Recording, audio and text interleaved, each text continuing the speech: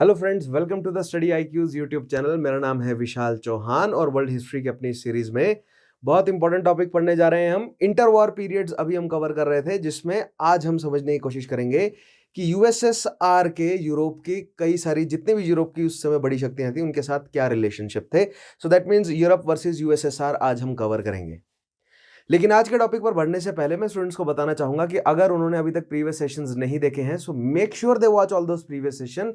इससे पहले जो हमने फ्रैंको जर्मन रिलेशंस देखे हैं, या उससे पहले जो इंटरवॉर पीरियड हमने समझने की कोशिश किया कि यूरोप में क्या क्या समस्याएं इनहेरिट करी वर्ल्ड वॉर वन के बाद, राइट, और उसके लिए क्या क्या जो है वो कंसिलिएटरी पॉलिसीज या जितने भी कॉन्फ्रेंसेस किए गए उन सभी को आपको पढ़ना पड़ेगा, समझना पड़ेगा। सो make sure you watch all those previous session. Study IQ के चैनल पर जाएंगे, आपको वहां पर मेरे नाम से प्लेलिस्ट मिल जाएगी, या अगर आप सिंपली यूट्यूब के सर्च बार पर मेरा नाम लिखते हैं विशाल चौहान तो प्लेलिस्ट आपको वहां पर भी अवेलेबल है। Make sure you watch all those previous sessions, ठीक है।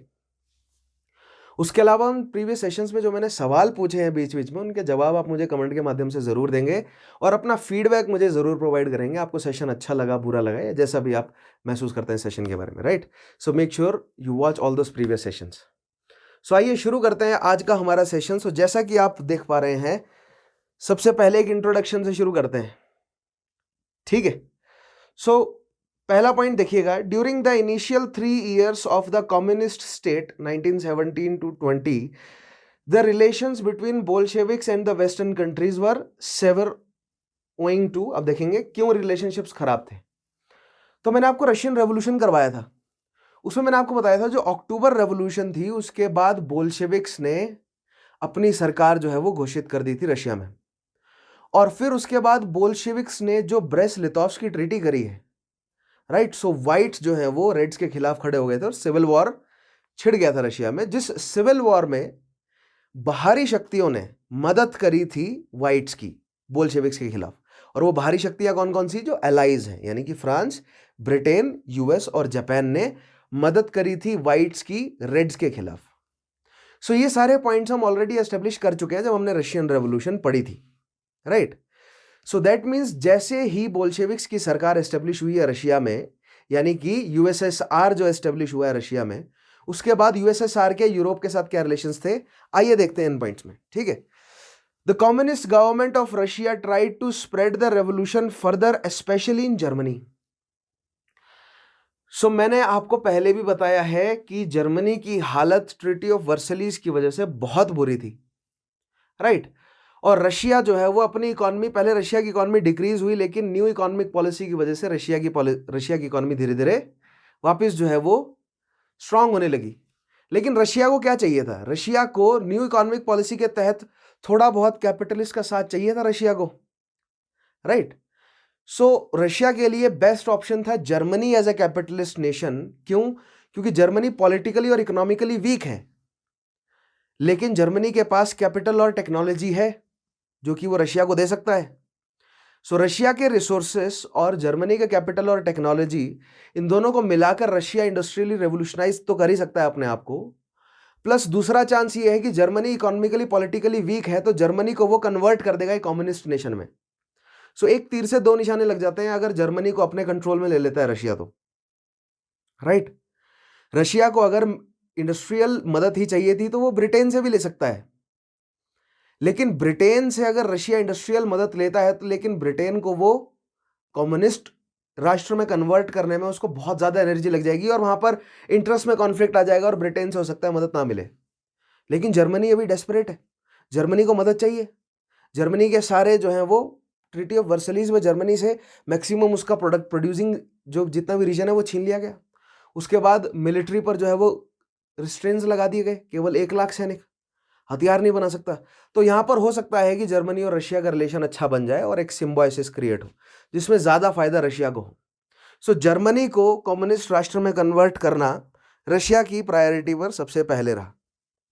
उसके बाद in the form of third international, जिसको कॉमिंटर्न कहा गया, 1919 से 1943 तक रहा। जोसेफ स्टालिन ने 43 में डिसॉल्व कर दिया, क्योंकि जो कॉमिंटर्न है it was essentially a communist regime. और वर्ल्ड वॉर सेकेंड में मैं आपको बताऊंगा कि किस तरह रशिया का कम्युनिस्ट होना और बाकी सब एलाइज का कैपिटलिस्ट होना कॉन्ट्राडिक्शन था, इसलिए जो थर्ड इंटरनेशनल है उसको रद्द कर दिया गया। सो ये थर्ड इंटरनेशनल है क्या बेसिकली, और अगर थर्ड इंटरनेशनल एग्जिस्ट करता है दैट मीन्स फर्स्ट और सेकंड इंटरनेशनल भी रहे होंगे। तो जी हाँ बिल्कुल, थर्ड इंटरनेशनल से पहले सेकंड और फर्स्ट इंटरनेशनल भी थे। ये बेसिकली क्या है, ये एक ऐसे कम्युनिस्ट ऑर्गेनाइजेशंस हैं जिनका एजेंडा है पूरी दुनिया में कम्युनिज्म को फैलाना या कम्युनिस्ट आइडियोलॉजी को पूरी, यानी कि एक ग्लोबल ऑर्डर जो है वो कम्युनिस्ट या कम्युनिज्म के बेसिस पर एक ग्लोबल ऑर्डर एस्टेब्लिश करना जिसमें प्रोलेटरेट की डिक्टेटरशिप होगी। ठीक है, उस टारगेट को अचीव करने के लिए फर्स्ट इंटरनेशनल, सेकंड इंटरनेशनल और अब थर्ड इंटरनेशनल एस्टेब्लिश हुआ जिसको कॉमिनटर्न कहा जाता है। ठीक है, फिर उसके बाद कॉमिनफॉर्म आएगा, वो आगे हम डिस्कस करेंगे। ठीक है, सो जो ये थर्ड इंटरनेशनल है, in the form of third international, Russian communists envision to bring the world's communists under Russian leadership and foster revolutions all over the world. So अभी थर्ड इंटरनेशनल क्या चाहते हैं कि फिलहाल जितने भी कम्युनिस्ट राष्ट्र हैं, बेलारूस, यूक्रेन, ठीक है, कुछ हद तक मंगोलिया, थोड़े सालों बाद चाइना, कजाकिस्तान वगैरह, ये सारे जो देश हैं जो कम्युनिस्ट राष्ट्र हैं, इन सब का लीडर जो है वो रशिया बनकर उभरे। ठीक है, ये चाहता है थर्ड इंटरनेशनल, और इवेंचुअली मैक्सिमम देशों को कम्युनिस्ट बना दिया जाए। नेक्स्ट पॉइंट देखिएगा, in addition the western countries too openly intervened in the Russian civil war and tried to remove the Bolsheviks from the power. तो ये तो मैंने आपको बताया ही था कि रशियन सिविल वॉर में किस तरह बोल्शेविक्स को शक्ति, यानी कि रेड्स को शक्ति से हटाने के लिए वाइट्स की खुले में मदद की गई, यानी कि ओपनली हेल्प की गई एलाइज के द्वारा। Right, further though having fought on the side of allies, the Russians were not invited to the Versailles conference in 1919। This further increases the tension between the two sides. So Russians को Versailles conference में नहीं बुलाया गया था क्योंकि Russians established a communist regime, और जो allies है दे वर एसेंशियली कैपिटलिस्ट। ठीक है, सो अपनी जो कैपिटलिस्ट राष्ट्र हैं वो कम्युनिस्ट राष्ट्र से दूरी बनाकर रखना चाहते थे। क्यों? क्योंकि वो नहीं चाहते थे कि उन या तो उनमें भी कम्युनिज्म फैले या उनकी कॉलोनीज जो हैं उनमें कम्युनिज्म फैले और एक और ग्लोबल ऑर्डर खड़ा हो जाए कैपिटलिस्ट ऑर्डर के लिए या पुराने चले आ रहे ऑर्डर के लिए, जिससे उन्हें लड़ना पड़े। इसलिए अपने से दूरी जो है वो बनाकर रखी एलाइज ने फिलहाल राइट, किससे? रशियन से। सो इन पहले कुछ पॉइंट्स में हमने क्या समझा कि बोल्शेविक की गवर्नमेंट एस्टेब्लिश होने के बाद भले ही रशियंस ने अलाइज की मदद की हो फर्स्ट वर्ल्ड वॉर में, और रशियंस ने बहुत बड़ी मदद करी है अलाइज की। क्यों? कैसे? अगर रशिया जर्मनी को ईस्टर्न फ्रंट में उलझाकर नहीं रखता तो जर्मनी बहुत पीटता, यानी अगर जर्मनी के सारे रिसोर्सेस जर्मनी के वेस्टर्न फ्रंट पे यानी कि फ्रांस वाले फ्रंट पर इकट्ठा हो जाते तो एलाइज को बहुत पीटता जर्मनी। लेकिन रशिया ने जर्मनी को उलझा कर रखा। तो ये जो रशिया का इतना बड़ा इन्वेस्टमेंट एज वेल एज जो इतना बड़ा जो है वो पार्टिसिपेशन था वर्ल्ड वॉर वन में, वो नेग्लेक्ट कर दिया गया एलाइज द्वारा, जस्ट बिकॉज कि वहां पर बोल्शेविक्स की गवर्नमेंट एस्टेब्लिश हो गई। इनफैक्ट बोल्शेविक्स के रिजीम को उखाड़ कर फेंकने के लिए मदद की गई वाइट्स की, या जो सिविल वॉर के दौरान जो रेड्स यानी बोल्शेविक्स के अगेंस्ट में जो वाइट्स खड़े हुए थे उनकी। ठीक है, सो 1917 से 1920 के बीच में ये रिलेशन चल रहे हैं, किसके? रशिया के अन्य यूरोपियन शक्तियों के साथ। ठीक है, उसके अलावा मैंने आपको बताया कि ट्रीटी ऑफ वर्सेलीज में रशियंस को तो नहीं बुलाया गया था, एक ये पॉइंट भी बहुत जरूरी है। आगे बढ़ते हैं, नेक्स्ट देखिएगा। However, by the middle of 1920, the situation was gradually changing because अब 1920 के बाद सिचुएशन बदली। आइए देखते हैं क्यों। 1920 से पहले क्या था? जो एलाइज थे वो बोल्शेविक्स की मदद नहीं कर रहे थे। ठीक है, 1920 के बाद देखिए क्या है। The countries which had interfered in the Russian civil war had seen the futility of it and withdrawn their troops. Russian civil war में यूके यूएस और फ्रांस और जापान ने अपने सोल्जर्स भेजे हुए थे, उन्होंने अपने सोल्जर्स हटा लिए। क्यों? क्योंकि बोल्शेविक्स ने अपने आप को इतना बेहतरीन तरीके से मैनेज किया था त्रोत्स्की के अंडर, तो सेना जो रेड्स की सेना थी उनको हरा नहीं पा रहे थे ये सभी मिलके। ठीक है। सो जो कैपिटलिस्ट राष्ट्र हैं उन्होंने अपनी सेनाएं हटा ली, पहला point. Next point, communist revolutions in Germany and Hungary had failed and there was no immediate threat to communism emerging in the western European countries. देखिए, ये जो कैपिटलिस्ट राष्ट्र हैं ये रशिया से क्यों सतर्क थे? क्योंकि रशिया में जो कम्युनिज्म फैला वैसा ही कम्युनिज्म इनके देशों में ना फैल जाए और जो कैपिटलिस्ट हैं उनके लिए समस्या ना खड़ी हो जाए, राइट? क्योंकि कम्युनिज्म अगर आ जाएगा तो नए तरीके का इकोनॉमिक सिस्टम आ जाएगा। कम्युनिज्म क्या कहता है कि सभी रिसोर्सेज को एक सेंट्रल अथॉरिटी के पास होना चाहिए और वो सभी जनता के लिए क्या करेगा, उन सभी रिसोर्सेज का बराबरी से वितरण करेगा। यानी केवल पूरी पॉपुलेशन के केवल 1% जो पूंजीपति है उन्हीं को ही क्यों फायदा हो, उस राष्ट्र के सभी रिसोर्सेज का सभी लोगों को फायदा होना चाहिए। एंड टू इंश्योर दैट, इस काम को इंश्योर करने के लिए एक सरकार हो रहेगी और वो सरकार तब तक रहेगी जब तक वो मजदूर उस मतलब जब तक वो प्रोलेटरेट की अपनी खुद की डिक्टेटरशिप ना एस्टेब्लिश हो जाए और स्टेट की जरूरत ना रहे। सो दैट मीन्स जो बोल्शेविक्स ने गवर्नमेंट एस्टेब्लिश करी वो एक ट्रांजिशनल थी। जो अल्टीमेट फेज है कम्युनिज्म का क्या है? That is the dictatorship of proletariat and at that point there will be no need of a state. वहां पर राज्य यानी सरकार की जरूरत नहीं रहेगी। ऐसी व्यवस्था कायम करने के लिए एक इंटरमीडिएट फेज बहुत जरूरी है जिसमें एक सेंट्रलाइज्ड अथॉरिटी हो जिसके कंट्रोल में सारा का सारा बिजनेस हो, ताकि वो मॉनिटर और माइंड कर सके कि सभी लोगों तक वो रिसोर्सेज पहुंचे बराबरी से। ठीक है, तो ये कुछ मोटी मोटी डेफिनेशन है कम्युनिज्म की।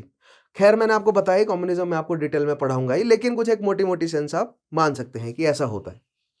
सो कैपिटलिस्ट लोगों के लिए खतरा है। एक कैपिटलिस्ट सरकार में क्या होता है कि जो मर्चेंट्स हैं वो सरकार से आज़ाद हैं, या सरकार जो है वो मर्चेंट्स को रिलेटिव आज़ादी प्रोवाइड करता है और उनके मुनाफे उनके खुद के मुनाफे हैं, वो किसी एक पार्टी या किसी सरकार को नहीं जाएगा या सभी लोगों के नहीं होंगे।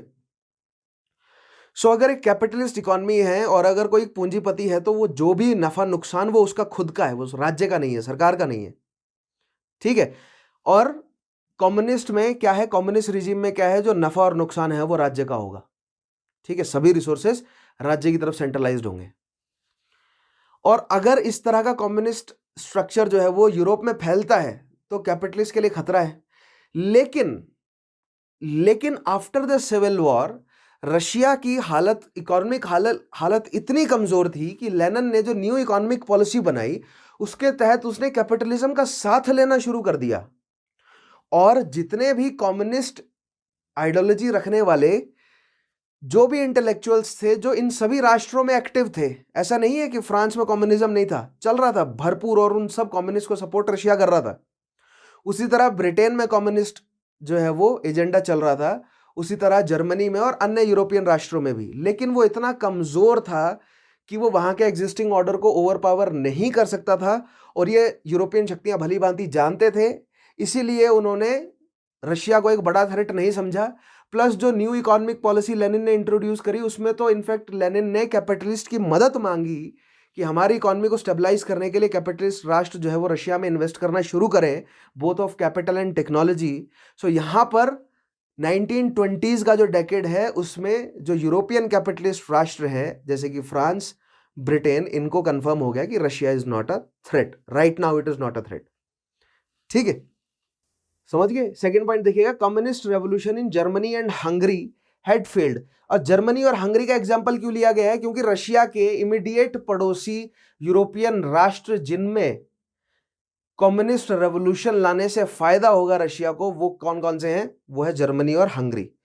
इनमें कम्युनिस्ट रेवोल्यूशन फेल हो चुकी थी and there was no immediate threat of communism emerging in the western European countries.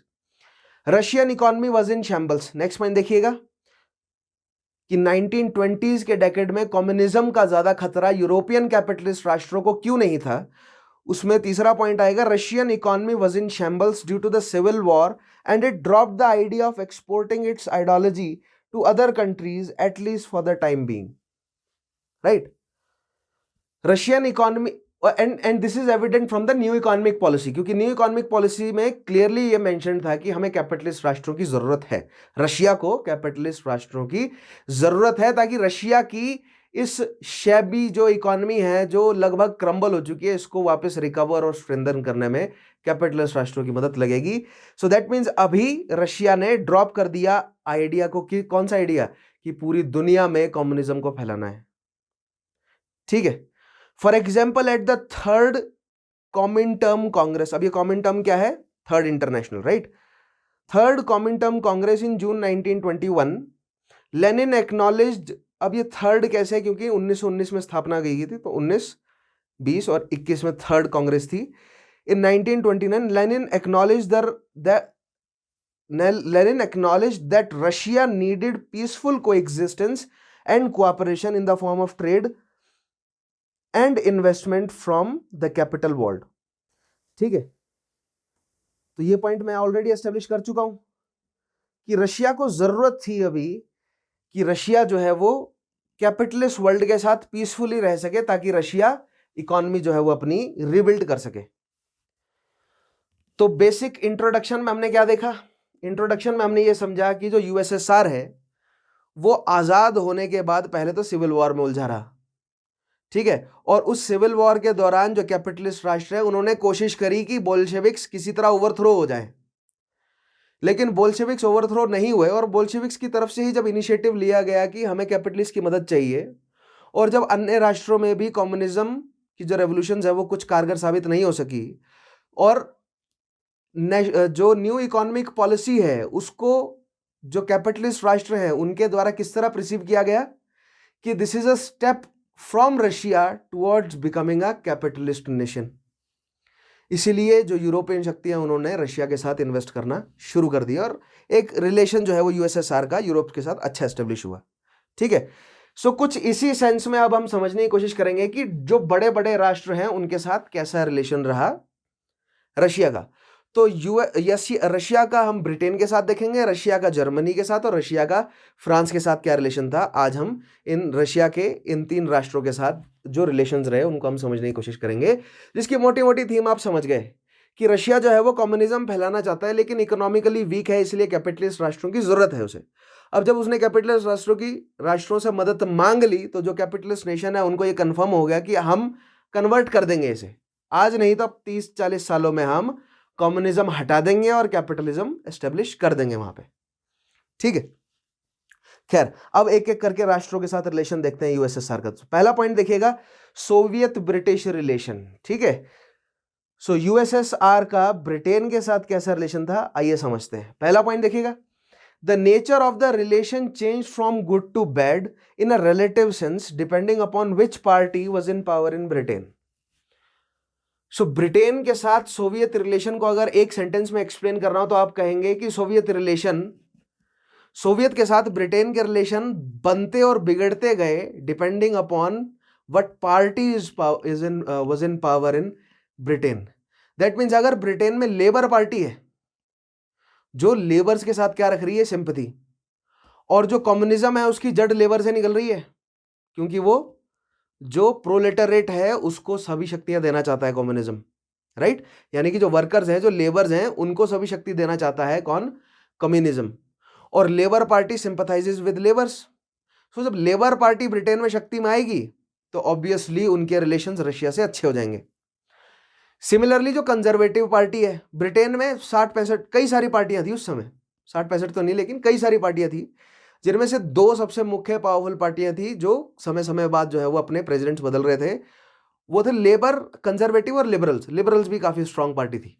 ठीक है, और इनके कोalition से मिलकर जो है वो सरकारें तो बनाते ही रहते थे, लेकिन लेबर पार्टी के भी अलग अलग रूप रहे, नाम बदलते रहे, हमें उस डीप पे नहीं जाना, उस डेप्थ में नहीं जाना, लेकिन हमें समझना है लेबर पार्टी थी जो कि सिंपैथाइज करती थी लेबर्स के साथ, और उसकी आइडियोलॉजीज कुछ हद तक कम्युनिज्म और सोशलिज्म से इन्फ्लुएंस थी।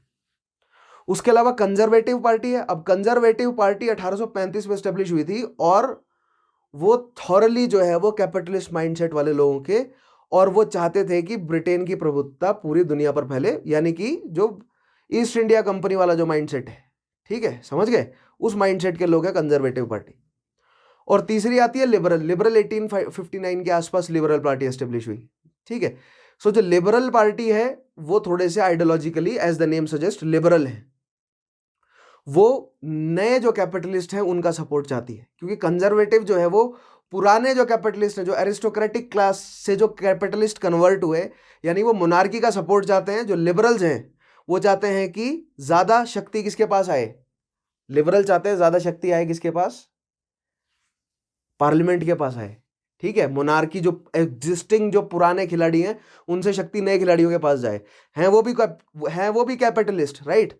सो liberals as well as conservative, ये दोनों कैपिटलिस्ट आइडियोलॉजी के हैं, लेकिन दोनों के अपने अपने अलग अलग मोटिव्स हैं। सिमिलरली तीसरा जो है वो क्या आता है हमारे पास, लेबर पार्टी। अब उनके थोड़ी आइडियोलॉजीज जो हैं वो सोशलिज्म और कम्युनिज्म से इन्फ्लुएंस्ड है। तो जब लेबर पार्टी ब्रिटेन में शक्ति में आती है तो रशिया के साथ रिलेशन अच्छे हो जाते हैं। जब कंजर्वेटिव पार्टी ब्रिटेन में शक्ति में आती है या कंजर्वेटिव प्राइम मिनिस्टर होता है तो रिलेशनशिप्स खराब हो जाते हैं। कंजर्वेटिव प्राइम मिनिस्टर जैसे कौन कौन से एग्जाम्पल में बताएंगे, मैंने मॉडर्न हिस्ट्री में कराया था। लेबर पार्टी के एक या दो आप मुझे प्राइम मिनिस्टर के नाम लिखकर बताएंगे, और कंजर्वेटिव पार्टी के prime minister, British prime minister कौन कौन रहे। ठीक है, मुझे आप कमेंट में बताएंगे, जवाब देंगे।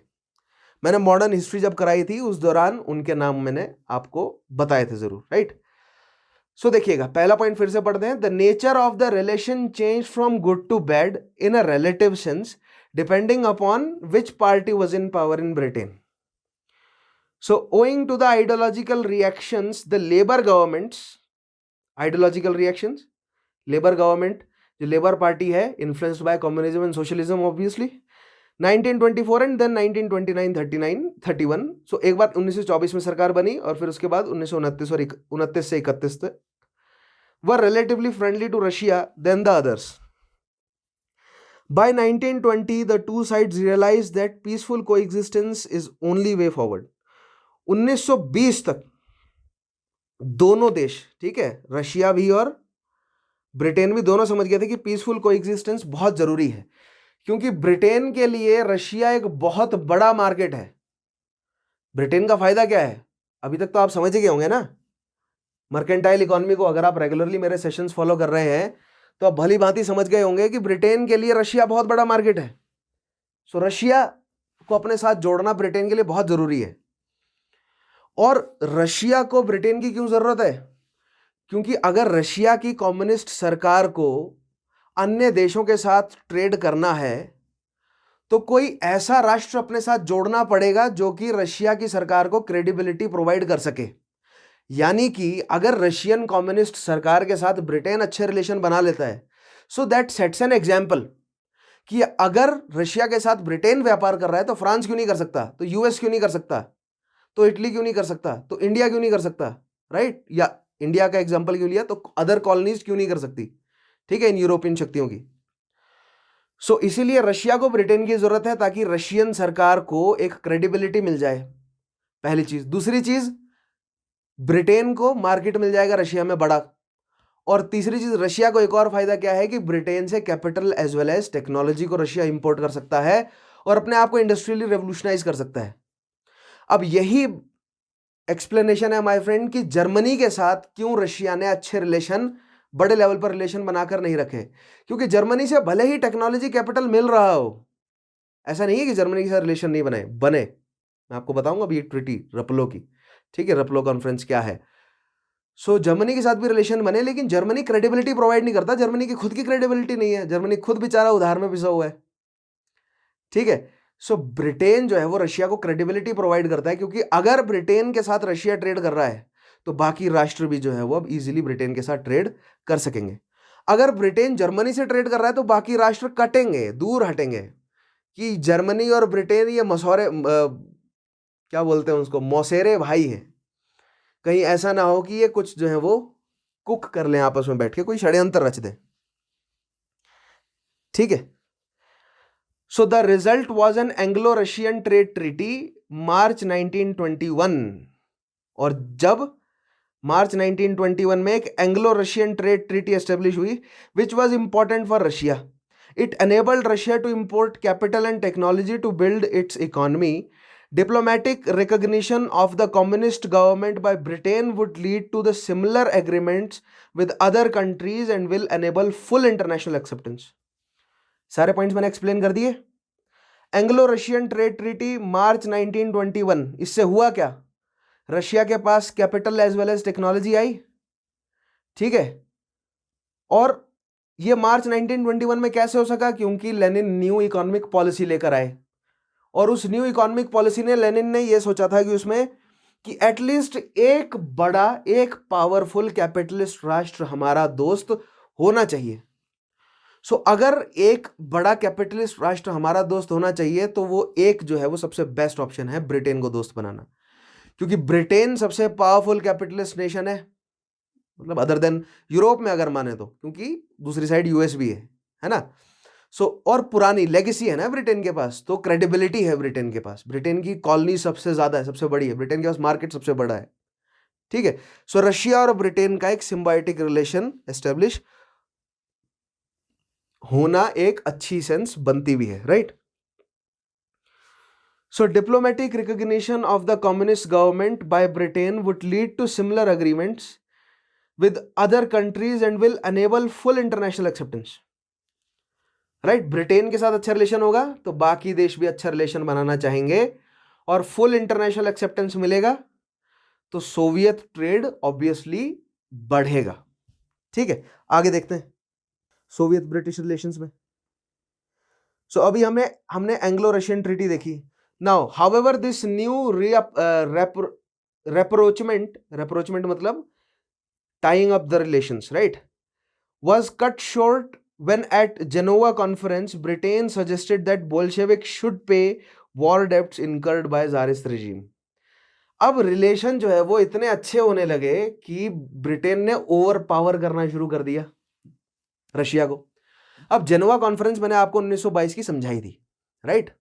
जेनोवा कॉन्फ्रेंस में जो जो ये जर्मनी वॉर डेप्ट्स नहीं दे पा रहा था और धमका रहा था कि हम देना बंद कर देंगे, सो उसके लिए कुछ फैसला लिया जाना था, ठीक है। सो यहां पर ब्रिटेन ने रशिया को एक बात बोली कि एक काम करो, आप जो वॉर डेप्ट्स है ना आप देना शुरू करो। क्यों? क्योंकि ज़ारिस्ट रिजीम की वजह से हम पे नुकसान हुआ है। क्योंकि अगर अब देखिए यहां पर फिर से जो है वो ब्लेम गेम खेलना शुरू किया गया। ब्रिटेन ने रशिया पर ब्लेम जो है वो डालना शुरू किया कि अगर जार जो है वो पहले मोबिलाइज नहीं करते तो युद्ध छिड़ता ही नहीं, तो आपकी वजह से हमारा नुकसान हुआ है, तो आपको जो है वो वॉर डेप्ट हमारे चुकाने पड़ेंगे। अब ये बात जब बोल्शेविक्स ने सुनी तो बोल्शेविक्स तुरंत समझ गए कि नहीं, हम इनसे मदद मांग रहे हैं, ये हमें धीरे धीरे इकोनॉमिकली वीक करने का काम कर रहे हैं, क्योंकि ये हम वॉर डेप्ट देने की सिचुएशन में नहीं है तो हमें ये कहीं से उधार दिलवाएंगे। अगर ये कहीं से हमें उधार दिलवाएंगे तो बेसिकली हम इनके इकोनॉमिक चक्कर में फंस जाएंगे। सो बोल्शेविक्स भली बात ही समझते थे, उन्होंने तुरंत जो है वो जेनोवा कॉन्फ्रेंस से हाथ उठा दिया कि नहीं, हमें जो है वो आपका साथ नहीं चाहिए, ठीक है। सो however this rapprochement was cut short when at Genoa conference 1922 Britain suggested that Bolsheviks should pay war debts incurred by the Tsarist regime. In protest, the Russian left the conference and signed the Treaty of Rapallo with the Germans. अब Russians जो है वो conference से बाहर निकल गए। जैसे ही Russians Geneva conference से बाहर निकले तो तुरंत मतलब ब्रिटेन से रिलेशन खत्म। ब्रिटेन से रिलेशन खत्म यानी कि ब्रिटेन से कैपिटल आना बंद, टेक्नोलॉजीज आना बंद। लेकिन रशिया को अगर अपनी इकोनॉमी को रिजेनुएट करना है तो कोई ना एक जो है वो कैपिटलिस्ट राष्ट्र अपना दोस्त होना चाहिए। और अगर ब्रिटेन से दोस्ती तोड़ ली तो ब्रिटेन जो है वो अन्य एलाइज के साथ दोस्ती नहीं बनने देगा रशिया की। दैट मीन्स रशिया के पास अभी बेस्ट ऑप्शन बचता है जर्मनी, क्योंकि Germany was also in desperate need of help, कि किसी से हेल्प मिले ताकि अपने रिलेशन अच्छे करें। और जर्मनी में कम्युनिस्ट रेवोल्यूशन पहले ही लाने की कोशिश की जा चुकी थी, फेल हो गई थी, इसलिए रशिया के लिए कई सारे पॉइंट्स जो हैं वो फेवर में जा रहे थे कि जर्मनी से रिलेशन बनाए। तो रेपलो की ट्रीटी जो है वो जर्मनी के साथ की गई, जो कि 1922 में की गई थी, ठीक है। उस दिन ईस्टर था तो 16 अप्रैल तारीख बनती है। 16 अप्रैल 1922 को रेपलो में ट्रीटी की गई और इस ट्रीटी में क्लियर कर दिया गया, रेपलो इज जेनोवा में ही है, ठीक है। जेनोवा कहां पर? इटली में। सो इस ट्रीटी में ऊपर से तो देखने को ये लग रहा था कि केवल कैपिटल और टेक्नोलॉजी जो है वो ले रहा है रशिया जर्मनी से, ठीक है, और एक सिम्बायोटिक रिलेशन बन रहा है। लेकिन इस रेपलो की ट्रीटी का यूज जर्मनी ने किस तरह किया आइए बताता हूं मैं आपको। राइट। जर्मनी पर ट्रीटी ऑफ वर्सलीज और फिर उसके बाद 1921 में रेटिफाई हुई पूरी, मतलब सारी कार्यवाही जब पूरी हुई तो जर्मनी के ऊपर बहुत बड़ा जो है वो वॉर डेप्ट लगा दिया गया और सैन्य शक्ति जो है वो कमजोर कर दी गई जर्मनी की। लेकिन जर्मनी को अगर अपनी इकोनॉमी को रिवाइव करना है तो अपनी प्रोडक्शन बढ़ानी है, तो प्रोडक्शन बढ़ाने के ऊपर तो सख्त कंट्रोल लगाया हुआ और खास तौर पर मिलिट्री शक्ति अगर जर्मनी अपनी इंक्रीज नहीं करता है तो अभी जर्मनी जो है वो कमजोर राष्ट्र बना रहेगा। सो दैट मीन्स अपनी मिलिट्री इक्विपमेंट्स को और अन्य इंडस्ट्रीज को भी अगर डेवलप करना है तो जर्मनी को जल्दी से जल्दी अपने आप को इंडस्ट्रियलाइज करना पड़ेगा। लेकिन जो एलाइज हैं वो कड़ी नजर रखे हुए हैं जर्मनी पर, तो जर्मनी ने एक सिंपल काम किया कि अपने कैपिटलिस्ट मजदूर जो भी पैसा है वो रशिया में इन्वेस्ट किया और रशिया में अपने जो है वो इंडस्ट्रीज को डेवलप करना शुरू किया। सो इस तरह वो ट्रीटी ऑफ वर्सली से भी बच गए और उनकी इंडस्ट्रीज भी डेवलप होने लगी और उनकी मिलिट्री स्ट्रेंथ भी बढ़ी। ठीक है, तो खैर इसको आगे मैं एक्सप्लेन करूंगा ही जब मैं आपको रशिया और जर्मनी के रिलेशनशिप समझाऊंगा। तो खैर, ट्रीटी ऑफ रपलो जर्मनी के साथ क्यों करी रशिया ने? जब जेनोवा कॉन्फ्रेंस में 1922 में ब्रिटेन ने बोल्शेविक सरकार को कहा कि जो जारिस रिजीम में विश्व युद्ध के दौरान जो नुकसान हुआ है उस नुकसान की भरपाई अब बोल्शेविक्स करें। ठीक है, now this increased the suspicion of British and the French and the relations deteriorated for the time being। अब जब रशियंस जर्मन्स के साथ जुड़ गए तो सबको पता था कि भले ही ऊपर ऊपर जो है वो क्लियरली ये बात ना लिखी हो, क्योंकि उस ट्रीटी में ये बात लिखी गई थी कि जर्मनी जो है वो किसी भी तरह का मिलिट्री जो है वो कैंपेन नहीं चलाएगा रशिया से मिलकर, ये बात क्लियरली लिखी गई थी। लेकिन बाद में ये बातें आई, मतलब बाद में जब रिसर्च हुई और खबर निकली और ये कंक्लूजन्स निकले कि जर्मनी ने इस ट्रीटी ऑफ रेपलो के तहत रशिया में अपने ऐसे इंडस्ट्री सेटअप करे जिससे उन्होंने हथियारों को, व्हीकल्स को, ये सब डेवलप करना शुरू किया। यानी जर्मनी ने अपनी मिलिट्री स्ट्रेंथ को रशिया में डेवलप करना शुरू किया, क्योंकि जर्मनी में तो कर नहीं सकता था। ठीक है, now in 1924 there was a brief movement in their relations when the new Labour government of the Britain gave full diplomatic recognition to communists and signed a new treaty। अब 1924 में लेबर पार्टी आई, ठीक है, जिसने recognition दिया communist government को। However, this was temporary as the removal of the Labour government put a brake on the initiative। ठीक है, तो ये टेम्पररी था क्योंकि मैंने आपको बताया ही ना कि जैसे ही लेबर गवर्नमेंट हटती, कंजर्वेटिव आती है, तो लेबर गवर्नमेंट द्वारा किए गए जितने भी टाइज हैं रशिया के साथ वो सब नल हो जाते हैं। तो वही हुआ भी। सो यहां पर हमने समझने की कोशिश करी सोवियत और ब्रिटेन के क्या रिलेशन है। तो सोवियत और ब्रिटेन के रिलेशन मैंने आपको बताया ना, बनते हैं और बिगड़ते हैं। कैसे बनते और बिगड़ते हैं? अगर लेबर पार्टी शक्ति में होगी तो रिलेशन बनेगा, लेबर पार्टी शक्ति में नहीं होगी तो रिलेशन टूट जाएगा। उसके अलावा मैंने आपको बताया कि एक एंग्लो रशियन जो है वो ट्रीटी हुई थी 1921 में, और जो कि जेनोवा कॉन्फ्रेंस में टूट गई क्योंकि रपलो की ट्रीटी जो है वो जर्मनी से कर ली रशिया ने। राइट, सो ये था रिलेशनशिप किसके बीच में? रशिया और ब्रिटेन। आइए आगे बढ़ते हैं, इन्हीं पॉइंट्स को आगे बढ़ाते हैं। Now as expected the relation with Russia worsened under the conservatives. Conservatives आए 1924 से 29 और फिर 29 से 31 फिर से लेबर पार्टी आई थी। The British conservative government showed no inclination of improving their relations। और in meanwhile 24 से 29 जब तक कंजर्वेटिव गवर्नमेंट ब्रिटेन में रही तो उन्होंने रशिया के साथ रिलेशन नहीं बनाया, और in the main time Russia जो है वो जर्मनी के साथ अपने रिलेशन स्ट्रॉन्ग करता रहा। और जर्मनी ने अपने हथियारों की फैक्ट्री डाल रखी थी रशिया में ट्रीटी ऑफ रेपलो के तहत, जो कि उसमें लिखा था कि ऐसा कुछ नहीं हो रहा है, लेकिन अंदर अंदर ऐसा हो रहा था। सो दैट मीन्स 24 से 29 के बीच धीरे धीरे जर्मनी अपनी मिलिट्री स्ट्रेंथ को बढ़ा रहा है, लेकिन दुनिया को पता है, लेकिन सस्पिशन है, क्लियरली नहीं पता। ठीक है, और रिलेशन बनाना बिगाड़ना कोई कोशिश नहीं करी किसने? कंजर्वेटिव शक्ति ने, पार्टी ने, राइट, जो कि 1924 से 1929 तक ब्रिटेन में शक्ति में रही।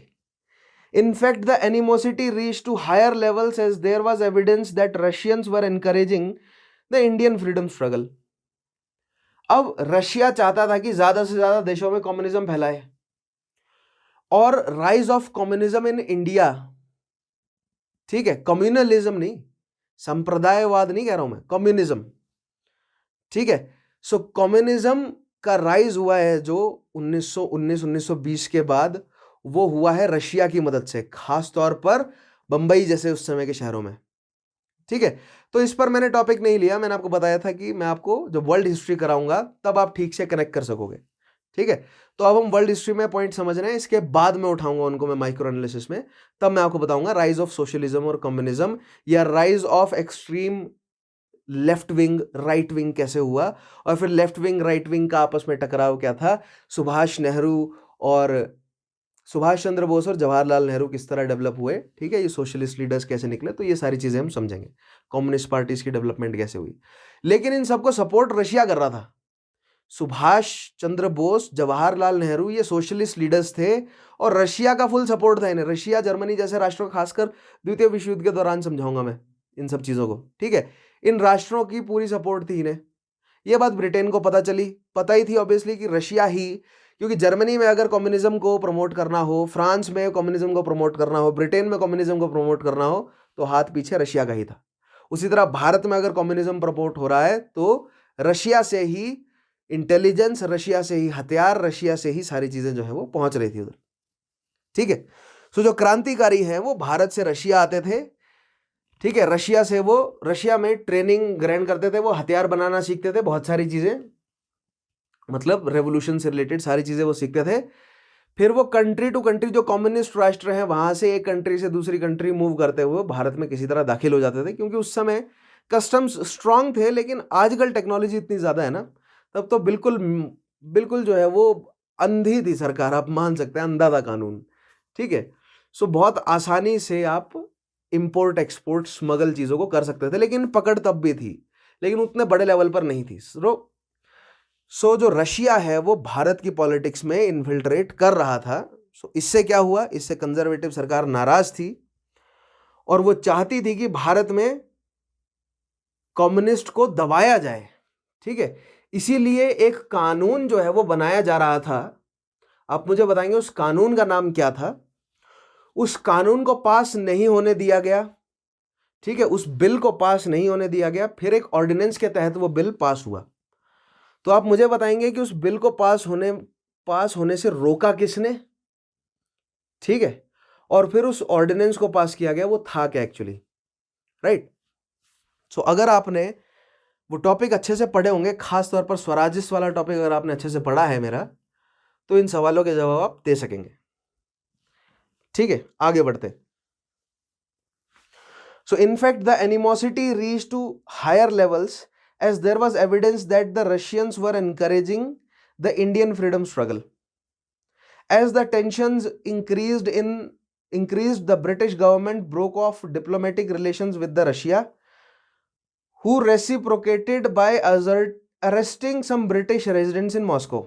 अब ब्रिटेन ने रशिया से अपने डिप्लोमेटिक रिलेशंस तोड़ लिए, और तो मॉस्को में जो रेजिडेंट्स थे ब्रिटेन के, उनको रशिया द्वारा अरेस्ट कर लिया। तो अब हॉस्टेज गेम खेला गया।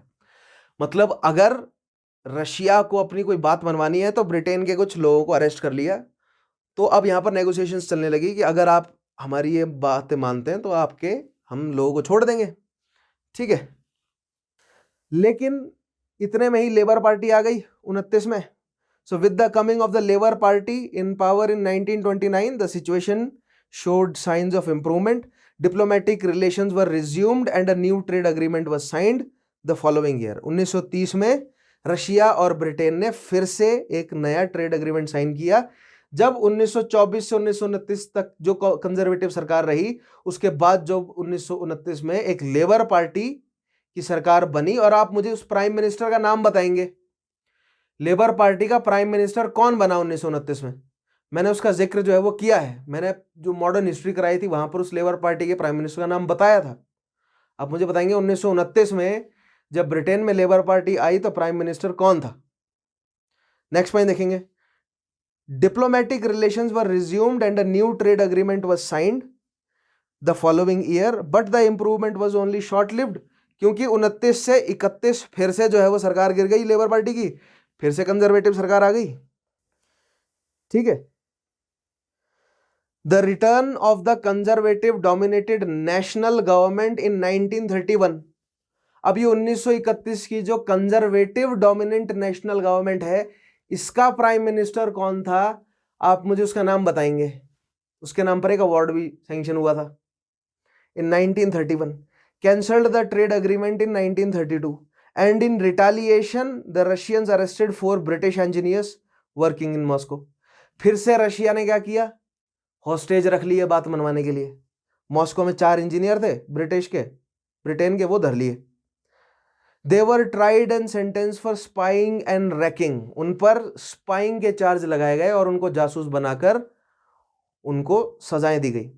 Now however the Britain placed an embargo on imports from Russia. They were released, but after the rise of Hitler the dynamics change completely and both side showed inclination towards improving their relations. ठीक है, Labour party आई। Labour party ने 29 में आते ही relations फिर से बनाए वापस रशिया के साथ। 31 में फिर कंजर्वेटिव पार्टी आ गई। कंजर्वेटिव पार्टी ने आते ही रिलेशंस फिर से तोड़ दिए। मॉस्को ने 4 इंजीनियर्स को अरेस्ट कर लिया। ब्रिटेन ने रशिया से इंपोर्ट्स बंद कर दिए। रशिया को एक्सपोर्ट करना बहुत जरूरी था तो उनको होस्टेजेस को छोड़ना पड़ा। लेकिन उसके बाद 1933 में नाजी पार्टी सरकार में आ गई। उन्होंने सरकार बना ली अपनी जर्मनी में, और यहां से पॉलिटिकल सिनेरियो पूरा का पूरा बदल जाता है। अब नाजी पार्टी 1933 में सरकार में आई, तुरंत जो है वो पॉलिटिकल सिनेरियो बदल जाता है यूरोप का। क्यों? क्योंकि अभी तक जो कंजर्वेटिव लेबर खेला जा रहा था ब्रिटेन और रशिया के बीच में, अब ब्रिटेन और रशिया दोनों को पता था कि साथ में रहकर काम करना पड़ेगा, क्योंकि जर्मनी के पास लेजिटिमेट कॉजेस थे या नहीं थे, आगे हम डिस्कस करेंगे उन्हीं को। जब राइज ऑफ हिटलर पढ़ाऊंगा तब हिटलर ने जो बोला है कि हमारे साथ ये हुआ गलत, वो हुआ गलत, इसीलिए हम अब तुमसे लेंगे बदला, तो ऐसे में रशिया को याद दिलाया गया कि हम पुराने अलाइज हैं। ब्रिटेन ने याद दिलाया रशिया को, पुराने अलाइज हैं, रिलेशन बना के रखो।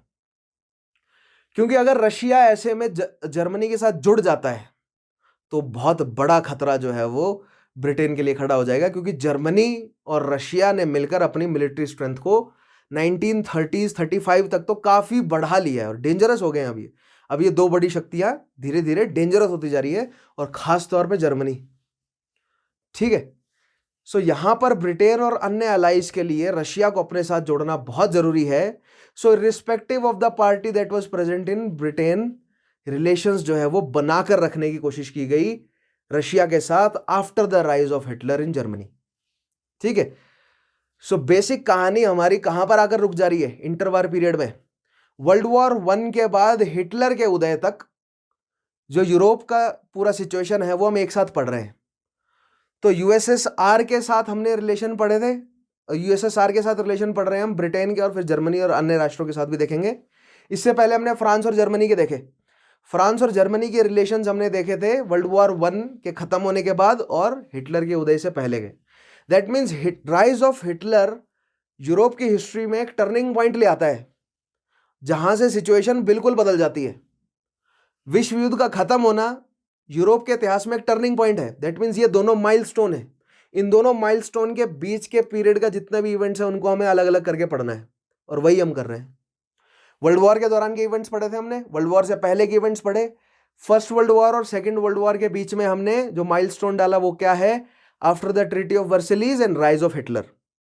उसके बाद हम राइज ऑफ हिटलर से लेकर वर्ल्ड वॉर के एंड तक का एक पीरियड रखेंगे, और फिर वर्ल्ड वॉर के एंड के बाद डीकोलोनाइजेशन वाला पीरियड देखेंगे। ठीक है, आई होप ये पैटर्न आपको समझ आ रहा होगा, समझने का और पढ़ने का भी। So these were the relations between Britain और रशिया, जो कि बनते और बिगड़ते रहे अकॉर्डिंग टू देयर नीड्स, और पार्टी किस तरह की एस्टेब्लिश हो रही है।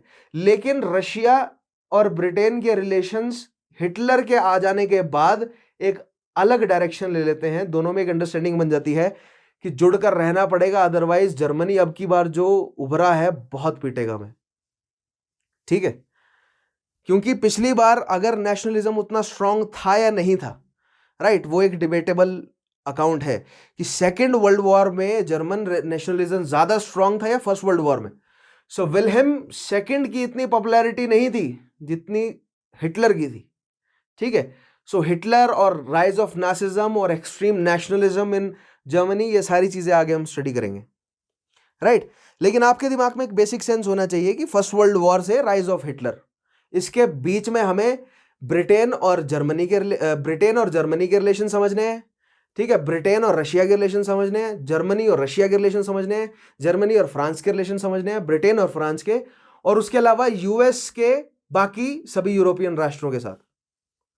सो माइलस्टोन डाल दिया ना हमने, after the world war one till the rise of Hitler, इसके बीच में सभी राष्ट्रों के आपस में क्या रिलेशन है वो हमें समझना है, और बीच में क्या क्या पॉलिटिकल घटनाएं घटी हैं उन्हें हमें देखना है, ठीक है।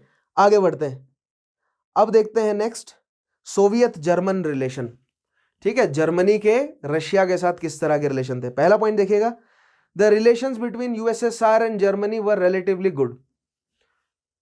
अगर एक लाइन में एक्सप्लेन करना हो तो यूएसएसआर और जर्मनी के रिलेशन रिलेटिवली गुड है। अब जो रिलेटिवली वर्ड यूज कर दिया ना हमने, तो रिलेशन जो है वो किसी के हिसाब से होता है, राइट। सो किसके हिसाब से बेहतर है? ब्रिटेन के हिसाब से, क्योंकि ब्रिटेन के साथ रिलेशन टूटता रहा, लेकिन after world war one till the rise of Hitler Germany के साथ लगभग पूरे इस समय में रिलेशन जो है वो बना ही रहा रशिया का। कैसे, आइए समझते हैं, ठीक है। पहला पॉइंट देखिए, देखा हमने the relations between USSR and Germany were relatively good. This was because, ऐसा क्यों था? देखिएगा, पहला पॉइंट है German saw the advantages to be gained from exploiting the friendship with the USSR. USSR की मदद जर्मनी को क्यों चाहिए, मैंने आपको पहले एक्सप्लेन कर दिया है ना। नेक्स्ट पॉइंट देखिए, the Russians were anxious to have stable relationships with at least one capitalist power. तो ये मैंने आपको पहले भी बताया है कि एक सिम्बायोटिक रिलेशन रशिया और जर्मनी के बीच में एस्टेब्लिश होना बहुत जरूरी था, ठीक है। इसीलिए जर्मनी और रशिया के बीच में after the end of world war one till the rise of Hitler relation बना रहा। जिस तरह ऑन एंड ऑफ रिलेशन रहा ब्रिटेन के साथ, वैसा नहीं था, जर्मनी और रशिया का रिलेशन जुड़ा रहा। क्यों? क्योंकि जर्मनी को एक ऐसा कैपिटलिस्ट राष्ट्र चाहिए था जिससे लगातार उसे मदद मिलती रहे, और रशिया को कैपिटलिस्ट राष्ट्र की मदद चाहिए थी, और जर्मनी को ट्रीटी ऑफ वर्सेलीज के अराउंड घूमकर अपनी मिलिट्री शक्ति को मजबूत करना था। तो अपनी मिलिट्री शक्ति को मजबूत करने के लिए इंडस्ट्रीज जो हैं वो, खासकर जो मिलिट्री इक्विपमेंट्स प्रिपेयर करने वाली जो इंडस्ट्रीज हैं, वो जर्मनी अपने देश में नहीं लगा सकता था, इसीलिए वही इंडस्ट्रीज उसने रशिया में लगाई, जिससे मदद रशिया को भी मिली और जर्मनी को भी। अब आप कहेंगे कि रशिया इतनी आसानी से कैसे मान गया? तो देखिए, रशिया को अपने सैनिकों को, अपने मिलिट्री जनरल्स को मॉडर्न वॉरफेयर के लिए तैयार करना था। सो मॉडर्न वॉरफेयर के लिए रशियन आर्मी को वेल डिसिप्लिन, वेल इक्विप्ड करने के लिए जर्मनी ने रशिया की मदद करी। तो ये सिम्बायोटिक रिलेशन है, राइट, जिसमें दोनों को एक दूसरे की जरूरत है। Both countries have a vested interest in keeping Poland in weak. अब दोनों का कॉमन इंटरेस्ट एस्टेब्लिश कर रहे हैं ना, हमें कॉमन ग्राउंड्स देखने पड़ते हैं ना। अगर कहीं पर भी ट्रीटी हो रही है या रिलेशनशिप एस्टेब्लिश हो रहा है, ठीक है, दो राष्ट्रों के बीच में, तो उनके कॉमन इंटरेस्ट को हमें पहचानना पड़ता है। सो जर्मनी और रशिया के कॉमन इंटरेस्ट है एक पोलैंड, क्योंकि दोनों, जर्मनी और रशिया के बीच में पोलैंड बैठता है। सो जर्मनी और रशिया दोनों एक दूसरे की मदद कर रहे हैं, और ऐसा ना हो कि दोनों में से कोई एक शक्ति ओवर पावर कर ले दूसरे को, तो दोनों की शक्तियों पर चेक रखने के लिए पोलैंड वहां पर एज अ बफर होना बहुत अनिवार्य है। सो पोलैंड को जर्मनी और रशिया अपने बीच में एक बफर की तरह भी यूज कर रहे हैं, एज वेल एज पोलैंड जिसके अच्छे रिलेशन है 1921 के बाद फ्रांस के साथ, और जर्मनी और फ्रांस की एंटी है, राइट। सो पोलैंड की शक्ति को कमजोर रखना जर्मनी के लिए जरूरी है, ताकि, क्योंकि अगर पोलैंड मजबूत हो जाता है तो फ्रांस भी मजबूत हो जाता है। इसलिए पोलैंड को कमजोर रखने में कौन मदद कर रहा है? जर्मनी की रशिया भी मदद कर रहा है, क्योंकि जर्मनी को पोलैंड को कमजोर रखना है, जर्मनी को अपने लिए इंडस्ट्रीज भी चाहिए, उसके लिए रशिया मदद कर रहा है। समझ रहे हैं आप? सो जो पोलैंड है उसको कमजोर रखना बोथ रशिया और जर्मनी के लिए जरूरी है, क्योंकि पोलैंड फ्रांस का दोस्त है और पोलैंड जो है वो जर्मनी के प्रति एक बफर भी है। सो पोलैंड अगर मजबूत हो जाता है ना, मान लीजिए अगर पोलैंड मजबूत हो गया तो पोलैंड फ्रांस का दोस्त है, सो जर्मनी और रशिया जो कर रहे हैं वो नहीं कर पाएंगे। दैट मीन्स जर्मनी जो है वो अपनी मिलिट्री ज़रूरतों को रशिया के माध्यम से पूरा नहीं कर सकता, और रशिया जो है वो अपनी इंडस्ट्रियल ज़रूरतों को जर्मनी के माध्यम से पूरा नहीं कर सकेगा अगर पोलैंड एक मजबूत राष्ट्र के रूप में उभरता है तो। सो पोलैंड को इकोनॉमिकली कमजोर करना, और भी कई सारे कारण है जो सोशल कारण भी हैं बहुत सारे। पोलैंड में जर्मन ज्यू पॉपुलेशन है, ठीक है। रशिया ने क्यों जो है वो ज्यूज को भगाया, ठीक है, उस तरफ से जर्मनी जो है वो अब ज्यूज पर प्रेशर डालना शुरू करेगा।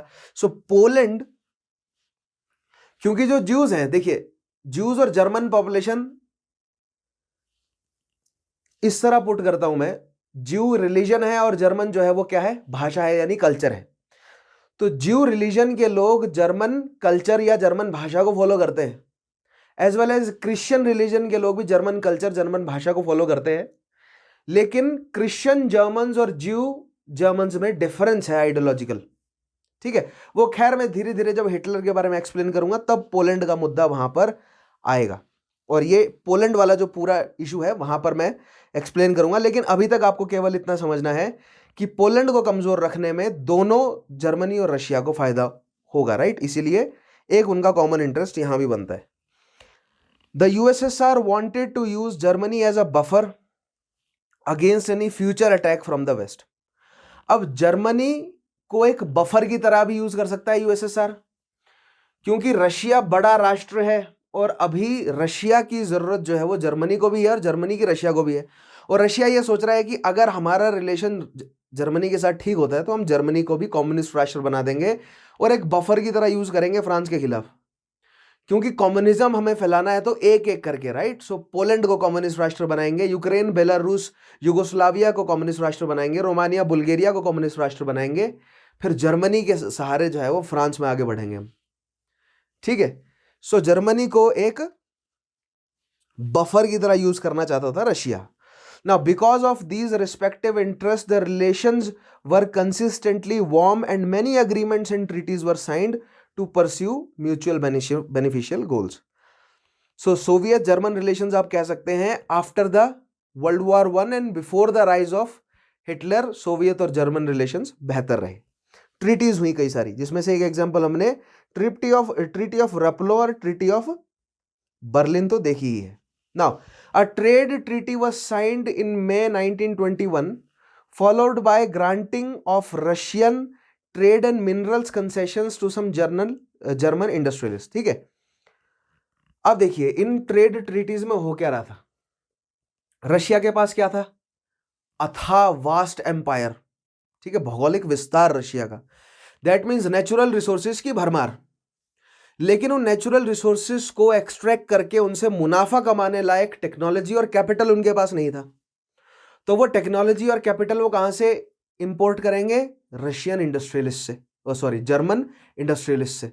सो जर्मनी ने टेक्नोलॉजी अपने इंडस्ट्रियलिस्ट के माध्यम से रशिया को दी और रशियन रिसोर्सेज को एक्सट्रैक्ट करके उनसे प्रोडक्ट्स प्रिपेयर करना शुरू किया गया। सो ये उनका म्यूचुअल रिलेशनशिप है। नेक्स्ट देखिएगा, the Rapallo treaty signed on Easter Sunday यानी 16 अप्रैल जो मैंने आपको बताया 1922, after both Germany and Russia had withdrawn from Genoa conference, was an important step forward. So देखिए अभी हमने पिछला जो स्लाइड देखा उसमें क्या एस्टेब्लिश किया कि जर्मनी और रशिया के कोहेरेंट रिलेशन है, और अब हम देख रहे हैं ट्रीटीज के माध्यम से उस कॉन्सेप्ट के एग्जांपल्स, राइट। सो पहली 1921 मई 1921 की ट्रीटी, उसके बाद 16 अप्रैल 1922 की रपलो की ट्रीटी, उसके अलावा जो दोनों ने ही जेनोवा कॉन्फ्रेंस से विड्रॉ कर लिया, right. The Germans were allowed to build factories in Russia. अब देखिए रपलो ट्रीटी में क्या लिखा गया था, the Germans were allowed to build factories in Russia for the manufacture of airplanes and ammunitions enabling them to get round the Versailles disarmament terms. German officers trained in Russia German officers trained in Russia in the use of new forbidden weapons। देखिए basically हो क्या रहा है यहाँ पे कि German जो रपलो treaty है उसमें रशिया और जर्मनी के बीच में ट्रेड्स जो है वो शुरू हो गई और जर्मनी ने इंडस्ट्रीज सेटअप करने में मदद करी रशिया की। ये तो ऊपर ऊपर है देखने से, लेकिन अंदर अंदर क्या हो रहा था कि जर्मनी जो है वो एयरप्लेन मैन्युफैक्चरिंग और एम्यूनिशन यानी हथियार बनाने की फैक्ट्रियां जो है वो रशिया में एस्टेब्लिश कर रहा था, जो कि अपने देश में नहीं कर सकता था according to treaty of Versailles. बदले में जर्मन जो ऑफिसर्स हैं वो रशियन आर्मी को ट्रेन कर रहे थे इन वेपन्स को यूज करने में, right. In 1926 the Rapallo agreement was renewed. क्यों? क्योंकि वहां पर कंजर्वेटिव गवर्नमेंट है ब्रिटेन में, सो पूछने वाला कोई नहीं है, क्यों कंजर्वेटिव गवर्नमेंट और रशिया की जो बोल्शेविक सरकार है उनके बीच में रिलेशन टूट गया है। सो रेपलो एग्रीमेंट को 5 साल के लिए फिर से रिन्यू कर दिया गया for a further 5 years by treaty of Berlin. So 1926 treaty of Berlin याद रखेंगे आप, wherein it was understood that Germany would remain neutral if Russia were to be attacked by another country and neither country would use economic sanctions against the other. So Treaty of Berlin में basically ऐसा नहीं था कि केवल treaty of Berlin में participate Russia ने किया, जितने भी कम्युनिस्ट राष्ट्र हैं, ठीक है, यूक्रेन, बेलारूस, उसके अलावा जितने भी कम्युनिस्ट राष्ट्र एस्टेब्लिश हो रहे थे धीरे धीरे, वो सभी ट्रीटी ऑफ बर्लिन में जुड़ते हैं और उन्होंने आपस में एक सिम्बायोसिस प्रिपेयर किया कि हम एक दूसरे की मदद करेंगे और एक दूसरे पर अटैक नहीं करेंगे और किसी और की मदद नहीं करेंगे हम। अगर किसी, यार मान लीजिए अगर रशिया पर ब्रिटेन अटैक कर देता है तो जर्मनी ब्रिटेन की मदद नहीं करेगा रशिया पर अटैक करने में, राइट। सो फिर से देखिए, in 1926 the Rapallo agreement was renewed for a further 5 years by the treaty of Berlin, wherein it was understood that Germany would remain neutral. Germany neutral रहेगा if Russia were to be attacked by another country and neither country would use economic sanctions against the other. Right? Next देखिएगा, but from about 1930 relations between the two countries began to show sign of strain. Next देखिएगा, but Germans attempted to form a customs union with Austria in 1931 and tried to build its own sphere of influences. Moreover, the Nazi party, which was strongly anti-communist, formed government in Germany. The relations took a downward spiral.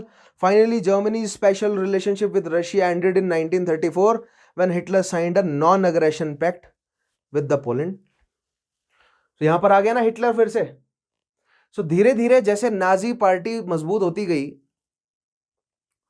और 1930 के 31 के बाद खास तौर पर conservative party के आ जाने से, क्योंकि देखिए बीच में लेबर पार्टी आ गई थी 29 से 31 लेबर पार्टी आ गई थी, जिससे रशिया और ब्रिटेन के रिलेशन बन गए थे। रशिया और ब्रिटेन के रिलेशन बने तो जर्मनी रशिया से दूर होने लगा। दूसरी बात यह है कि जर्मनी में धीरे धीरे नाजी पार्टी शक्ति पकड़ रही थी और नाजी पार्टी एंटी कम्युनिस्ट थी, इसलिए नाजी पार्टी ऑस्ट्रिया के साथ रिलेशन बनाने लगी, क्योंकि ऑस्ट्रिया के साथ रिलेशन बहुत जरूरी है। जर्मनी के पुराने रिलेशन हैं इनके साथ, तो हैब्सबर्ग एम्पायर के साथ, क्योंकि जर्मन दोनों जो है वो जर्मन कल्चर फॉलो करते हैं, ऑस्ट्रियन जर्मनी बोथ। और ऑस्ट्रिया का पंगा सर्बिया से, और सर्बिया की मदद करता है रशिया, क्योंकि सर्बिया स्लेविक कंट्री है, रशिया स्लेविक कंट्री है, राइट। सो अगर ऑस्ट्रिया के साथ जर्मनी जुड़ता है तो ये वही पुरानी दुश्मनी जो है वो फिर से उभर कर आ गई। अगर जर्मनी ऑस्ट्रिया के साथ जुड़ता है तो ऑटोमेटिकली जर्मनी रशिया से दूर हट जाता है। क्यों? क्योंकि 29 से 31 लेबर पार्टी के आने से जर्मनी ब्रिटेन के नजदीक होता गया। तो वहां पर लेबर पार्टी आई, जर्मनी ब्रिटेन के नजदीक, ब्रिटेन जो है वो रशिया के नजदीक हुआ और जर्मनी ऑस्ट्रिया के नजदीक हुआ और धीरे धीरे जर्मनी और रशिया में दूरी आई। With the rise of Hitler was anti communist, तो उसने अपना इकोनॉमिक स्फीयर बनाना फिर से शुरू कर दिया, ठीक है। जर्मन लोगों को और जो पुराने सेंट्रल पावर्स हैं, जो एक्सेस शक्तियां, उनको जोड़ना शुरू कर दिया और रशिया के साथ ऑब्वियसली दूरी बनती नजर आई, ठीक है। तो हमारे पास एक ये पूरा पैटर्न है जिसमें हमें समझ आता है कि after the world war 1 and with the rise of Hitler, इसकी बीच की घटनाएं अगर हम देखें और जर्मनी और रशिया के रिलेशंस को अगर हम एक सेंटेंस में बोलें तो हम कह सकते हैं कि जर्मनी और रशिया के रिलेशंस जो हैं वो अच्छे रहे इस पूरे पीरियड में, but with the rise of Hitler Germany और रशिया एक दूसरे से दूर हो गए, ठीक है। उसके अलावा ये लास्ट पॉइंट देखिएगा, finally Germany special relationship with Russia ended in 1934। और ऑफिशियली आप कब मानेंगे रिलेशंस खत्म हुए? जब रशिया ने पोलैंड के साथ नॉन अग्रेशन पैक्ट साइन किया, यानी not Russia but Germany, right, Germany और Hitler signed a non aggression pact with Poland, और पोलैंड की तरफ एग्रेसिव जो है वो रुख रशिया का हमेशा से ही रहा था। और अगर हिटलर जो है वो पोलैंड के साथ नॉन अग्रेसिव पैक्ट करता है और हिटलर जो है वो पोलैंड को अपने प्रोटेक्शन में लाता है, सीधा सीधा कॉन्फ्लिक्ट रशिया के साथ, ठीक है। So with the rise of Hitler German Russia relations जो है वो डिक्लाइन हुए।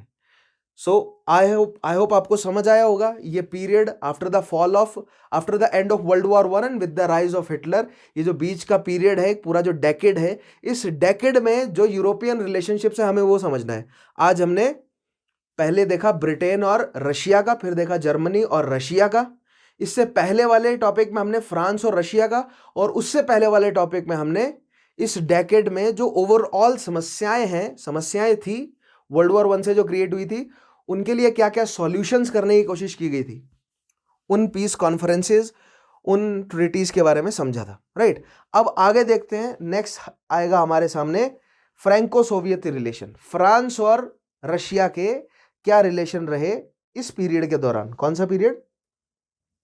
After the end of first world war till the rise of Hitler, है ना। पहला पॉइंट देखिएगा, Russia had been an important ally of France and in its efforts to contain Germany. अब Russia France के लिए बहुत जरूरी था, क्योंकि अगर रशिया नहीं होता ना तो फर्स्ट वर्ल्ड वॉर का रिजल्ट कुछ और होता। मान लीजिए अगर निकोलस सेकंड नहीं उतरता युद्ध में, तो जर्मनी सारी शक्ति अपनी वेस्टर्न फ्रंट में डाल देता। उसके बाद भले यूएस जुड़े ना जुड़े वो बहुत बाद की बात थी, ठीक है। बहुत जल्द से जल्द जो है वो जर्मनी फ्रांस को ऑक्यूपाई करके पोर्ट्स को सीज कर देता और ब्रिटेन का कोई मतलब नहीं रह जाता। सो फ्रांस वर्ल्ड वॉर वन में जीता, इसका एक बहुत बड़ा कारण है कि रशिया ने ईस्टर्न फ्रंट में जर्मनी को उलझा कर रखा, राइट। सो जर्मनी को कंटेन्ड रखने में फ्रांस की मदद रशिया ने बहुत ज्यादा की है। या इस तरह पुट किया जाए कि Russia had been an important ally of France in its efforts to contain Germany. Second point देखिएगा, but the communist revolution in 1917 had changed the paradigm completely. Now the two were ideologically divided and became bitter enemies of each other. Also, the French had sided with the anti-revolutionary forces in the Russian Civil War, and Russians were actively trying to foster a communist uprising in France. देखिए, world war के दौरान और world war से पहले भी Russia और France के relation ठीक थे, क्योंकि फ्रांस जानता था कि रशिया को इंडस्ट्रियली डेवलप करना है, और फ्रांस के पास, जैसे मैंने बोला, अटलांटिक कोस्ट लाइन, बड़ा इंपीरियल राज्य, और इंडस्ट्रियली डेवलप हो रहा है फ्रांस। सो फ्रांस भी जो है वो एक इंडस्ट्रियल हेल्प के रूप में या कैपिटलिस्ट हेल्प के रूप में जो है वो एक रोल अदा कर सकता है रशिया के लिए। सो रशिया और फ्रांस का भी एक अच्छा रिलेशन एस्टेब्लिश था। लेकिन रशियन रेवोल्यूशन के बाद जो कम्युनिस्ट वहां पर आए हैं, ठीक है, रशिया में, और कम्युनिस्ट है एंटी कैपिटलिस्ट, और फ्रांस एक कैपिटलिस्ट राष्ट्र है, सो ऑटोमेटिकली आइडियोलॉजिकल डिफरेंसेस आ गए ना। ये जो आइडियोलॉजिकल डिफरेंसेस है, इससे रिलेशंस इनके फिर से फंस गए, ठीक है। और कंसीक्वेंटली वर्ल्ड वॉर वन के बाद जर्मनी और रशिया के जो अच्छे रिलेशंस बने हैं, और खास तौर पे ट्रीटी ऑफ रेपलो के बाद, तब से जो है वो फ्रांस और रशिया आपस में उनकी दूरी जो है वो बढ़ गई इनफैक्ट, ठीक है। और रशिया के जो कम्युनिस्ट हैं उन्होंने एंटी रेवोल्यूशनरी, देखिए एक पॉइंट देखिए, also the French had sided with anti revolutionary forces. जब रशिया में सिविल वॉर चल रहा था तो व्हाइट्स का साथ दिया था फ्रांस ने, ठीक है। And similarly Russian anti revolutionary forces in Russian civil war and Russians were actively trying to foster a communist uprising in France. और रशियंस की तरफ से क्या हो रहा था कि फ्रांस में एक कम्युनिस्ट अपराइजिंग हो जाए, यानी कि तख्ता पलट हो जाए, वहां पर कम्युनिस्ट रिजीम एस्टेब्लिश हो जाए। कंटिन्यूसली रशिया की तरफ से भी कोशिश चल रही थी, right. Further as France sided with Poland in war between Russia and Poland in 1920। अब रशिया और पोलैंड में 1920 में युद्ध हुआ, और 1921 में फ्रांस ने पोलैंड का साथ दिया, क्योंकि जर्मनी को कंटेन करने के लिए फ्रांस पहले रशिया पर डिपेंडेंट था, लेकिन रशिया तो हो गया कम्युनिस्ट, इसलिए अब एक दूसरा राष्ट्र चाहिए फ्रांस को, जर्मनी को रोक के रखने के लिए, एनसर्कल करने के लिए ना, जर्मनी को एनसर्कल करने की कोशिश की जा रही है। तो पहले जर्मनी और रशिया था, लेकिन रशिया से टूट गया अब पोलैंड, तो फ्रांस अब पोलैंड की मदद करने लगा। लेकिन 1920 में पोलैंड और रशिया के बीच में युद्ध हुआ। तो 1921 में जब एक पैक्ट साइन हुआ है, मैंने आपको पिछले सेशन में भी बताया था, फ्रांस और पोलैंड के बीच, तो फ्रांस और पोलैंड के अच्छे रिलेशन बने, तो ऑटोमेटिकली रशिया के साथ पोलैंड के रिलेशन खराब हुए, right. Further, as France sided with Poland in war between Russia and Poland in 1920 and sent troops to drive back the advancing Russian army, the subsequent alliance between France and Poland 1921 was a much against Russia as against Germany. Poland के साथ जो pact किया है France ने, वो pact किया था ताकि वो कंटेन कर सके जर्मनी को, लेकिन एक तीर से दो निशाने वाला काम है, वो जर्मनी को भी कंटेन कर रहा है और रशिया पर भी प्रेशर डाल रहा है। मैंने आपको बताया था ना, जर्मनी, चेकोस्लोवाकिया और इन सब देशों के साथ जो है वो फ्रांस ने इसीलिए रिलेशंस बनाए थे ताकि प्रो फ्रांस राष्ट्र जो है वो जर्मनी को घेर के रखें और जर्मनी जो है वो कुछ ऐसी एक्टिविटी ना कर सके, एक्सपेंड अपने आप को ना कर सके, ठीक है। सो ये सारे पॉइंट हम समझते हैं। So after the world war one आप क्लियरली कह सकते हैं कि फ्रैंको सोवियत रिलेशन क्या है, हॉस्टिलिटी से भरे हुए हैं, अच्छे नहीं है, ठीक है। जबकि वर्ल्ड वॉर वन से पहले फ्रांस और सोवियत जो है वो एलाइज थे, एक दूसरे के साथ थे। क्यों सोवियत, रशिया और फ्रांस एक दूसरे के साथ थे? क्योंकि रशिया में जारिस रिजीम था, फ्रांस को उससे समस्या थी लेकिन खास समस्या नहीं थी, लेकिन कम्युनिस्ट रिजीम से फ्रांस को समस्या थी। लेकिन जो काम रशिया कर रहा था पहले जर्मनी को कंटेन करने का, अब फ्रांस वही काम पोलैंड से निकलवा रहा था। एक कारण यह भी है कि पोलैंड को आजाद कर दिया गया, ठीक है। ब्रेस्ट लिटोव्स्क में जर्मनी ने पोलैंड रशिया से ले लिया था, ठीक है, लेकिन वर्सलिस की ट्रीटी में वो रशिया को भी नहीं दिया गया वापस, जर्मनी को भी नहीं दिया गया, आजाद कर दिया गया। क्योंकि फ्रांस को पता था कि जो काम रशिया पहले कर रहा था, यानी जर्मनी को कंटेन करने का काम रशिया पहले कर रहा था फ्रांस के लिए, वो अब नहीं करेगा, क्योंकि वहां पर आ गई कम्युनिस्ट की सरकार। इसलिए अब हमें एक दूसरा देश चाहिए और वो दूसरा देश उभरा पोलैंड, राइट। इसीलिए फ्रांस ने तुरंत जो है वो पोलैंड के साथ 1921 का पैक्ट साइन किया और पोलैंड की मदद करी, सैन्य मदद करी, किसके खिलाफ? रशिया के खिलाफ, ठीक है। आगे बढ़ते हैं। Though relations improved somewhat in 1924 when the diplomatic engagements were resumed, but the mutual distrust continued. 1924 relations थोड़े ठीक होने लगे। क्यों? क्योंकि मैंने आपको डेवस प्लान बताया था, ठीक है। सो बेसिकली यूरोप में स्टेबिलिटी लाने की कोशिश की जा रही थी। तो जब फ्रांस और जर्मनी के बीच में रिलेशन ठीक होने लगे तो ऑटोमेटिकली फ्रांस और रशिया के बीच में भी रिलेशंस ठीक हुए। Though relations improved somewhat in 1924 when the diplomatic engagements were resumed, but the mutual distrust continued on. It was only after the rise of German Nazis in 1930 that compelled both sides to relax their rigid approaches. अब Germany में Nazi party शक्ति में आई 1930s में और 33 में जाके जो है वो हिटलर शक्ति में आई गया। तब जाके जो है वो रशिया और फ्रांस को अब जुड़ना ही पड़ा, ऑब्लिगेटरी हो गया, उनके लिए जरूरी हो गया। जुड़ेंगे नहीं तो रशिया जो है वो बहुत पिटेगा। यानी कि अगर जर्मनी और फ्रांस अगर फिर से रशिया और फ्रांस अगर फिर से जर्मनी को एनसर्कल नहीं करता है तो दोनों के लिए समस्या हो जाएगी। यानी जर्मनी को हराना है तो उसे टू फ्रंट वॉर में एंगेज करना पड़ेगा, और टू फ्रंट वॉर में जर्मनी को एंगेज करना है तो फ्रांस और रशिया को जुड़ना ही पड़ेगा।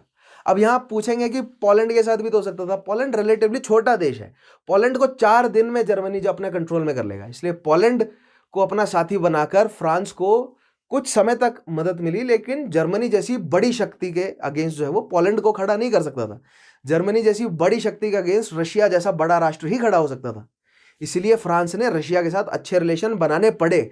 ब्रिटेन को रशिया के साथ भले ही कंजर्वेटिव पार्टी हो ना हो, कोई फिर इररिस्पेक्टिव हो गया फिर, है ना। After the end of first world war till the rise of Nazi party in Germany, it was based on which party is in power in Britain, उसके ऊपर बेस्ड था रिलेशन कैसा रहेगा रशिया के साथ।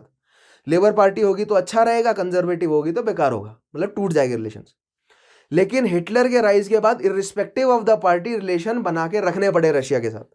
हिटलर के राइज के साथ irrespective of the prior bloodshed और हिस्ट्री फ्रांस को रशिया के साथ रिलेशन बनाने पड़े, राइट।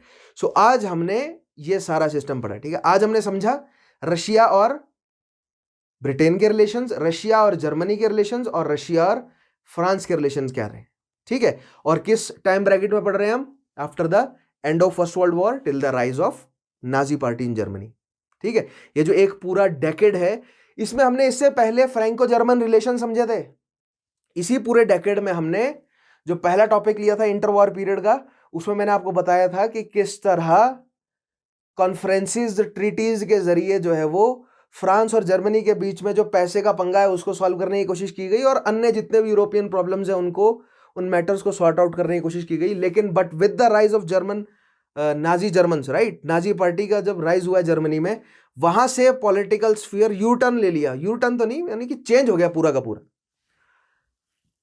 सो अब इसके बाद जो हम पढ़ेंगे वो पढ़ेंगे आफ्टर, अब हम पढ़ेंगे राइज ऑफ नाजी पार्टी, यानी कि राइज ऑफ हिटलर हम समझेंगे, राइज ऑफ फासिज्म और नाजिज्म समझेंगे, फिर उसके बाद हम धीरे धीरे प्रिलूड तैयार करेंगे वर्ल्ड वॉर का, फिर वर्ल्ड वॉर के इवेंट्स और वो सारी चीजें, द होल वर्क्स। आप समझते हैं, जिस तरह हमने वर्ल्ड वॉर 1 के लिए पढ़ा था, उसी तरह हम सेकेंड वर्ल्ड वॉर के लिए सारे पॉइंट्स को कवर करेंगे, राइट।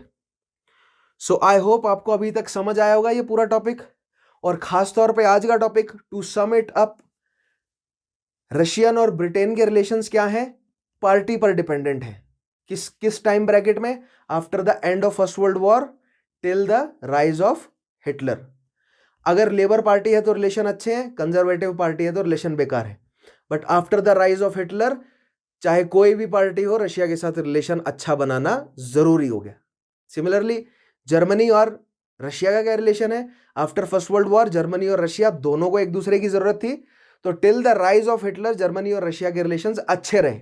लेकिन जैसे ही 1930s का डेकेड शुरू हुआ, रिलेशंस टूटते गए, और 1934 में फाइनली रशिया और जर्मनी एंटी हो गए एक दूसरे के।